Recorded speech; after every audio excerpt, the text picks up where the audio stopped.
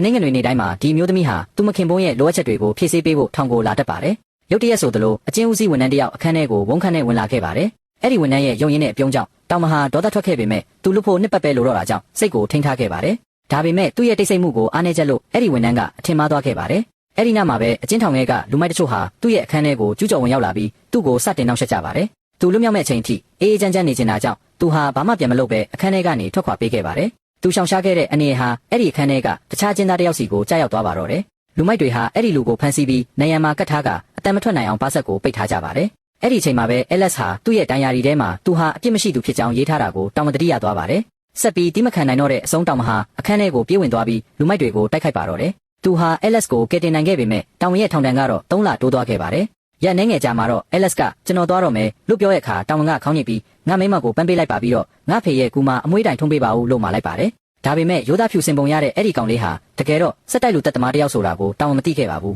။ထောင်ထဲကိုရောက်လာတာမိတ်ဆွေဖွဲ့တာဒါတွေအားလုံးဟာအစီအစဉ်ရဲ့အစိတ်ပိုင်းတွေသာဖြစ်ပါတယ်။ LS နဲ့ထောင်ဝန်ထမ်းဟာတောင်ဝက်ထားတဲ့ဒေါ်လာတန်း200ကိုရချင်နေကြတာပါ။ LS ထောင်ကထွက်သွားတာနဲ့တောင်ဝန်ကိုဖမ်းဆီးခဲ့တဲ့ရဲရရှိကိုယ်တိုင်တောင်စီကိုရောက်လာပါတယ်။အဲ့ဒီကောင်လေးဟာတကယ့်ကိုကြောက်စရာကောင်းတဲ့တတဝါဆိုးဖြစ်ကြောင်းဒါပေမဲ့တက်တယ်မရှိလို့ဘာမှလုပ်လို့မရကြောင်းသူကရှင်းပြပါတယ်။တောင်ရဲ့နဖူးမှာချွေးစေးတွေပြန်လာပါပြီ။ဘာလို့လဲဆိုတော့သူဟာအဲ့ဒီလူတက်သမားကိုသူ့ဇနီးစီကိုလွတ်လိုက်မိလို့ပါပဲ။အခုတော့စက္ကန့်တိုင်းဟာတန်မိုးရှိနေတာကြောင့်တောင်မဟာထောင်ကနေထွက်ပြေးဖို့ဆုံးဖြတ်ခဲ့ပြီးအဖမ်းမခံရပဲလွတ်မြောက်အောင်ဆောင်ရွက်နိုင်ခဲ့ပါတယ်။သူဟာငွေတွေဝတ်ထားတဲ့သူ့ဖေရဲ့ကူစီကိုတန်းတန်းမတ်မတ်သွားခဲ့ပါတယ်။သူခေါင်းတလားကိုဖွင့်ကြည့်လိုက်တဲ့အခါငွေတွေပျောက်ဆုံးနေုံတင်မကပဲအမျိုးသမီးတစ်ယောက်အထဲမှာလဲလျောင်းနေတာကိုတွေ့လိုက်ရပါတယ်။အဲ့ဒါဟာသူ့ရဲ့ဇနီးတီချစ်နေပါတော့တယ်။တစ္ဆာဖောက်ခံရမှုနဲ့တေဆုံးမှုတွေဟာတပြိုင်နက်တည်းကြားရောက်လာတာကြောင့်အခုတော့ကလက်စားချေဖို့ပဲကြံပါတော့တယ်။အဲ့ဒီနေရာကိုရောက်သွားတဲ့အခါမှာတော့သူ့ရဲ့သမီးလေးဟာအသက်ရှင်နေသေးတာကိုသူရှာဖွေတွေ့ရှိခဲ့ပါတယ်